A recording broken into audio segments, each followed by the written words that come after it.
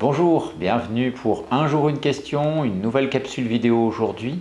Je vais vous parler du jeûne. Le jeûne, quand on est dans une situation où on mange ses émotions, où on a des troubles du comportement alimentaire.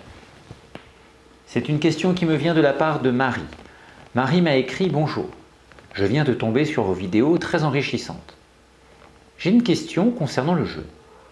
Pour ceux qui ont tendance à avoir des compulsions alimentaires ou à manger leurs émotions, peuvent-ils jeûner?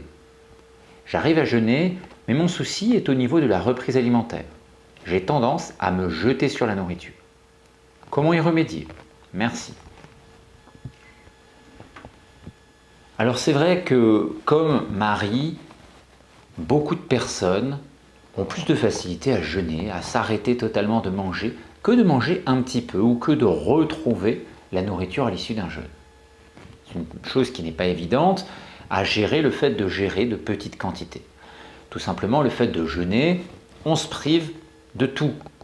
On s'est programmé pour ne rien manger. C'est plus facile. Lorsqu'on recommence à manger, le problème, c'est qu'on va retrouver l'alimentation. Le fait de manger appelle la nourriture.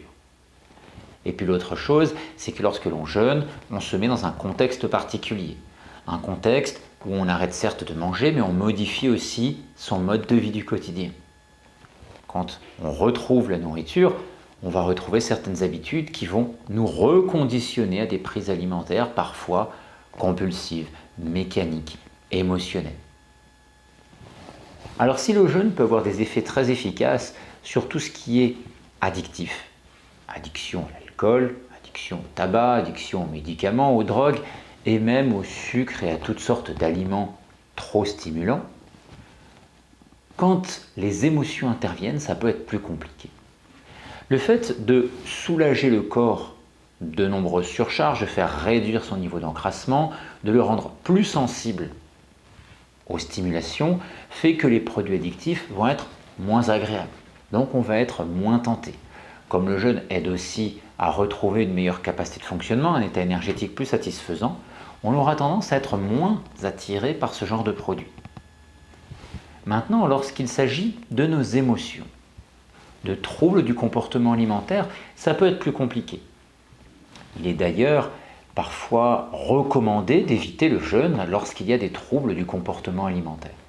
Chez les personnes qui sont dans l'anorexie, boulimie, cela peut être parfois préjudiciable. Cela peut amener une personne à retomber dans une situation anorexique ou alors amener à de véritables troubles du comportement alimentaire qui peuvent être amplifiés. Et là, le jeûne en effet, si on estime que la situation est trop fragile, il est préférable juste d'alléger l'alimentation plutôt que d'aller vers du jeûne. Maintenant, lorsqu'il s'agit de nos émotions, de compulsions alimentaires, comment les gérer? La première chose, c'est d'essayer de se programmer. Comment on va se programmer pour le jeûne? On va se programmer pour la sortie du jeûne.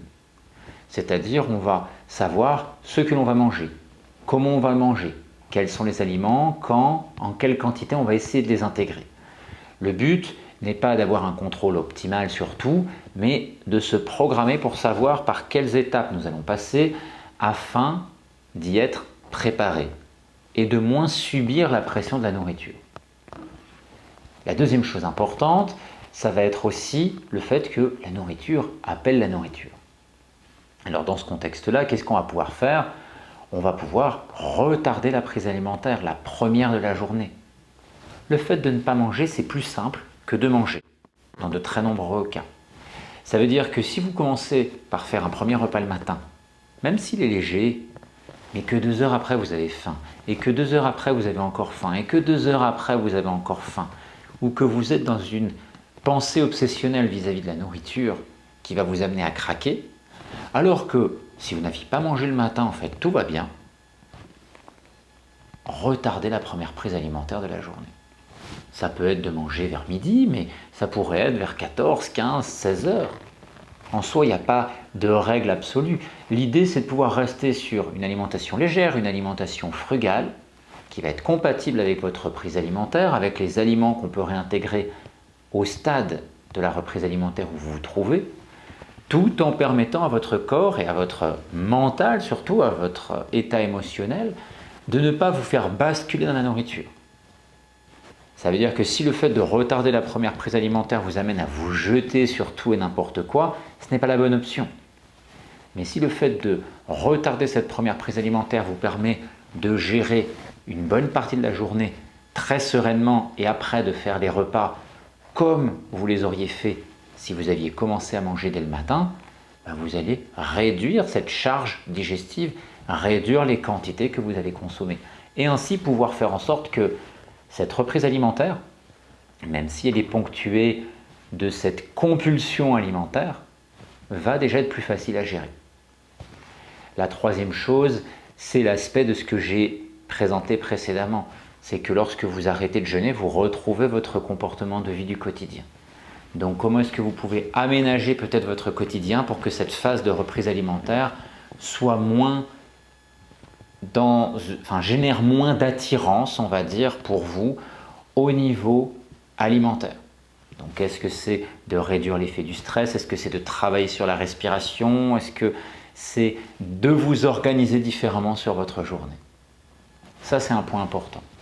Quatrième chose, bien évidemment, pendant votre jeûne, en amont du jeûne, c'est d'essayer de travailler sur cet état émotionnel. Et oui, parce que travailler sur cet état émotionnel va vous amener peut-être à mieux le gérer. Comment vous gérez votre stress au quotidien? Je vous ai parlé ici de la respiration qui peut avoir un rôle intéressant pour vous aider à vous sentir mieux. Il peut y avoir des plantes, il peut y avoir de la micronutrition. Le but, c'est de vous aider à moins être sous l'influence de ce stress qui est compensé par la nourriture. En tout cas, moins sous l'influence d'apprendre à mieux le gérer. Et des fois, d'avoir un soutien peut être nécessaire. Il ne faut pas compter que sur ça, mais ça peut être important. Et puis, vos émotions, encore une fois. Les émotions, comment vous les gérez? Est-ce que vous arrivez à apprendre à avoir une émotion, à la laisser passer, à la digérer, à l'accepter? Ou est-ce que cette émotion doit vous amener obligatoirement à manger quelque chose pour vous sentir mieux et digérer quelque chose afin de faire passer un peu cet état émotionnel désagréable? Donc on peut travailler sur ces différents aspects pour mieux gérer la reprise alimentaire, être moins dans l'obsession alimentaire, dans la compulsion, dans le fait de manger ses émotions. Et puis si c'est trop difficile, si on voit que le jeûne a tendance à exacerber à chaque fois les troubles du comportement alimentaire qui ne sont pas que au moment de la reprise, mais qui persistent après dans le temps, il sera peut-être préférable de ne pas jeûner. Simplement faire du jeûne intermittent et d'alléger l'alimentation le temps que vous arriviez à retrouver des comportements alimentaires plus favorables. Voilà, je vous souhaite une belle journée. À demain pour un nouveau numéro de Un jour, une question.